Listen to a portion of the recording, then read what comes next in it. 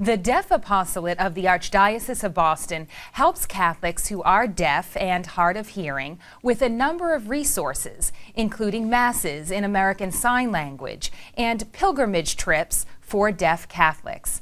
Parishioners need access to religious education programs, the sacraments, and church events that are accompanied by interpreters for the deaf. Father Shawn Carey is the director of the Deaf Apostolate for Boston's Archdiocese. Father joins me now today on ClearVoice along with his interpreter, Celia, and we appreciate very much both of you being here with us on ClearVoice.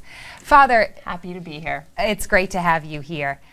Father, if we could start by having you tell us a little bit about what a typical work week is like for you. Who do you help and how do you minister?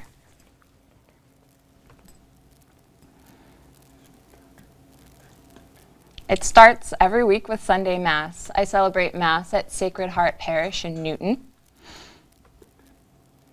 That happens weekly on Sundays at 11 a.m. and I will celebrate in American Sign Language and we'll have a voice interpreter. After Mass, the community gathers for a coffee hour. This typically happens simply because the deaf live all over the Archdiocese and have to drive a great distance at times to come to that Mass. So it's a great opportunity not only to celebrate Mass together, but then to have community time afterwards where we're able to share in each other's lives and support each other.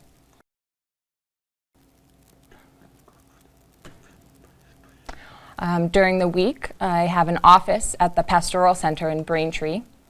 So I'm able to do some office work, catch up on emails, and also able to keep in touch with various parishes throughout the Archdiocese who are in need of sign language interpreters to provide access for their deaf parishioners. I'm also able to visit those parishes to have conversations with the pastor or the religious education director about providing access.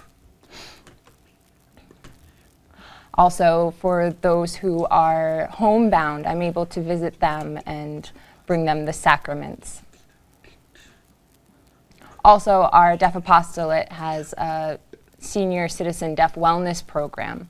We have a coordinator for that, and she will coordinate various events that happen throughout the month for the deaf seniors to encourage awareness, to get them out into the community.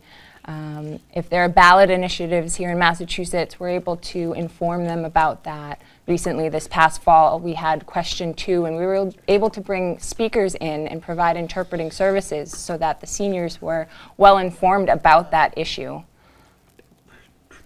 Also, we engage in youth ministry. There are a lot of youth, deaf youth living in Massachusetts all over the Archdiocese, so it at times can be a challenge to get the deaf youth all in one place, but we do what we can to encourage that community and to come together and share in each other's lives.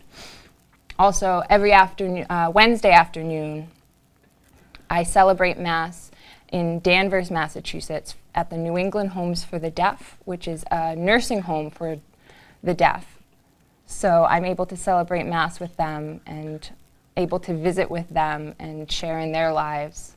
And it's wonderful to see everyone coming in the afternoon for Mass, engaging in their faith and community. A very busy man. Is there one memory you can share? I'm sure there are so many, but someone in particular you helped that it was quite emotional for you and reaffirmed your ministry here and your reason for being part of the Archdiocese of Boston?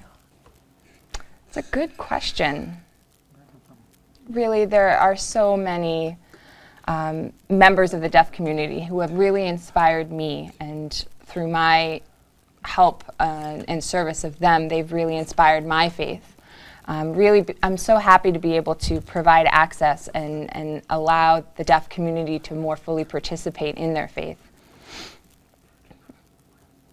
I studied to become a priest at St. Patrick's Seminary in California, actually. And my first assignment after being ordained a priest for Boston was at St. John the Evangelist Parish in Hopkinton. And actually, that parish was a hearing parish. I was parochial vicar there. And there was one family in particular who came up to me when I had first arrived and introduced themselves. And their daughter was actually hard of hearing and losing her hearing and would become deaf. And she also had cerebral palsy. So it was really a wonderful opportunity to meet this family who had embraced their daughter who was hard of hearing and had disabilities. And they were able to attend Mass, and the daughter was more fully able to participate in the life of the church, and also to become introduced and involved with the larger deaf community. She also ultimately was able to join us on our pilgrimage to Madrid last year for World Youth Day. So it's wonderful to be able to see the family supporting their daughter and engaging in the life of the church.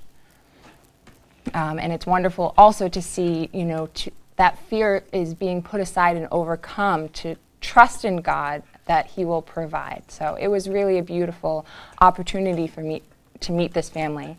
And there was also one other family I recall,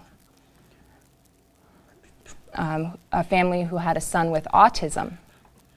And I remember the family saying, "Father, we've been attending Mass, and my son is always very fidgety while at Mass, but when you're there signing the Mass, celebrating the Mass in sign language, our son is able to be more attentive, and he's more at peace." So because of that visual element, their son was able to more fully participate and access the Mass, which was just such a beautiful opportunity for me to hear. Father, amazing work, and we wish you all the best in your continued ministry, and we thank you and Celia so much for being with us here today on ClearVoice. And thank you for having us. God bless you.